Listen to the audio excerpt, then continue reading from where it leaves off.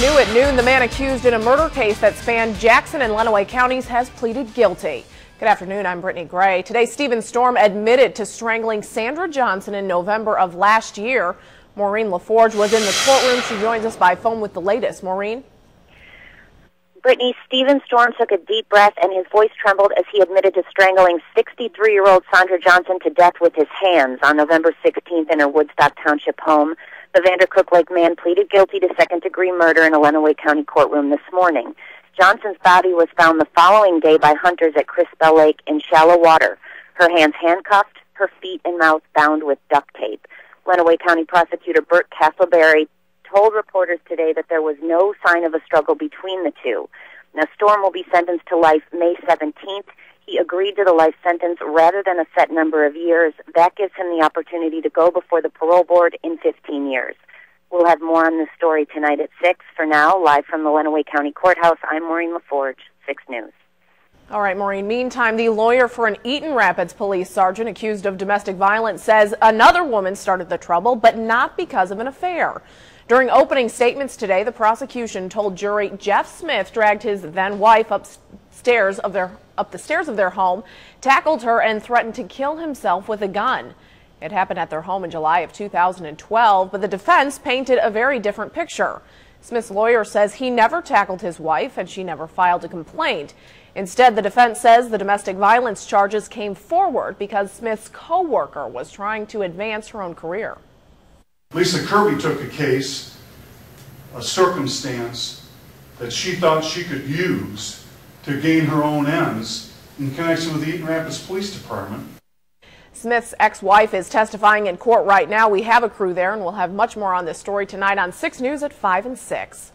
The Eaton Rapids Police Department has announced Joe Fitzgerald will serve as the interim chief of police. Fitzgerald recently retired as Gaylord's police chief in 2012, and his first day on the job is this Monday. Staying in Eaton Rapids, police are asking for your help to find a missing woman. 47-year-old Samantha Cardenas Chambers was last seen around 9:30 last night. She has brown hair and brown eyes. She's 5 feet 1 inches tall, 130 pounds, and is Hispanic. The woman was last seen wearing a pink raincoat and sweatpants or jeans. She also has a shield and sword tattoo on her neck. If you have any information, call Eaton Rapids Police at 517-663-8118. A Lansing woman rear-ends 2 police patrol cars, and now officers say both alcohol and an underlying medical condition could be factors in that crash. It happened around 11 Thursday night near Cedar and Shiawassee Streets.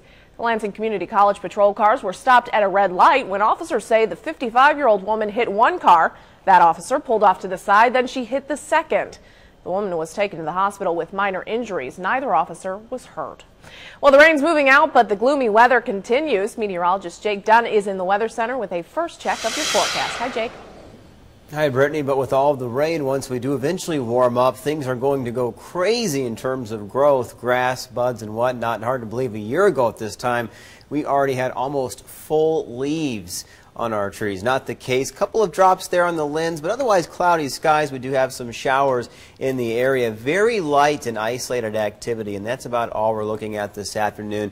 And we do see that line of showers, though, passing through Charlotte and heading toward Lansing. Don't worry, though. Look at rainfall amounts from now through the 11 o'clock hour. 0.05 of an inch, maybe 1/10 of an inch, so no major worries there. We won't aggravate any ongoing flooding. 39 now in Lansing and Jackson. On our way into the low 40s this afternoon, still well below normal. Scattered showers throughout the end of the day, but then late tonight it's snow showers. We'll have more on that and a better looking 6-day, all in just a moment. Fire investigators are in Ingham County's Aurelius Township this afternoon trying to figure out what sparked an early morning fire. It happened around 2:30 a.m. at a home in the 3800 block of West Columbia Road. The Mason fire chief believes that fire started in the kitchen and the laundry room area. 3 people were home but made it out safely. However, a family dog did not. It died. The homeowners will be staying with family members until the home is repaired. Michigan's jobless numbers are now below the level required by federal law to continue what's called the Tier 4 Emergency Unemployment Compensation Program. Now, that program, funded by the federal government, is only available to states during periods of high unemployment. Tomorrow will be the last day for people here in Michigan to submit a Tier 4 claim. Stay with 6 News. We'll have much more on this story tonight at 6. Well, still to come, the details on the rising tension in the Korean Peninsula. Then later, meteorologist Jake Dunn has that complete Storm Tracker 6 forecast. Keep it right here with 6 News at noon.